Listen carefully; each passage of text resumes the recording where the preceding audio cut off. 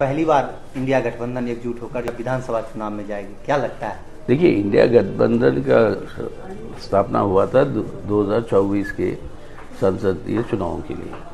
लेकिन वहीं पर समझ ये भी बढ़ी कि जहाँ तक भी संभव हो, क्योंकि वो चुनाव के लिए भी 2024 के जो गठबंधन जो होगी या जो समझौता होगा या समझ बनेगी चुनावों के बारे में, हर राज्य के अंदर परिस्थितियाँ अलग होने की वजह से अलग अलग होगा।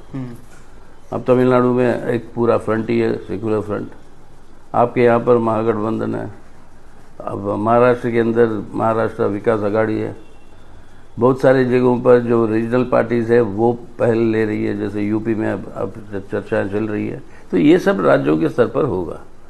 लेकिन अब राज्यों के चुनाव जब आ गए आपके असेंबली के, विधानसभाओं के, वहाँ पर भी पूरी कोशिश रहेगी कि वहाँ पर भी तालमेल हो, ज़्यादातर तालमेल हो, और वो होगा।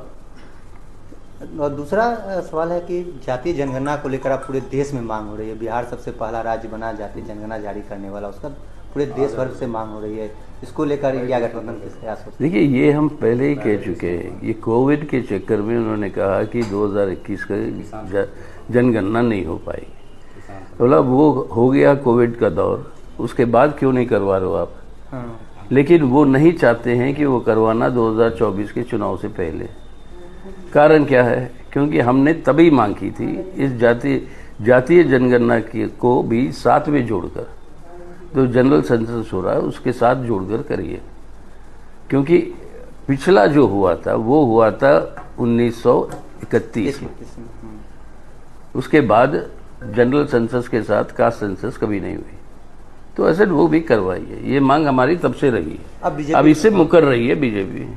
अब पूरे हमलावर है बीजेपी, कह रही है कि ये जनगणना सही नहीं है, बिहार में सही नहीं हो पाया।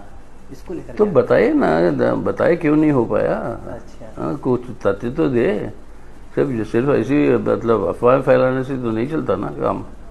आप बताइए, आप क्यों इसके विरोध में दिन रात प्रधानमंत्री प्रचार में घूमते हैं कि मैं ओबीसी हूँ, मैं उद्धार कर रहा हूँ, मैं पिछड़ों का उद्धार कर रहा हूँ। तो अब क्या हो गया भाई? पिछड़ों की गिनती करने में क्यों पिछड़ रहे हो?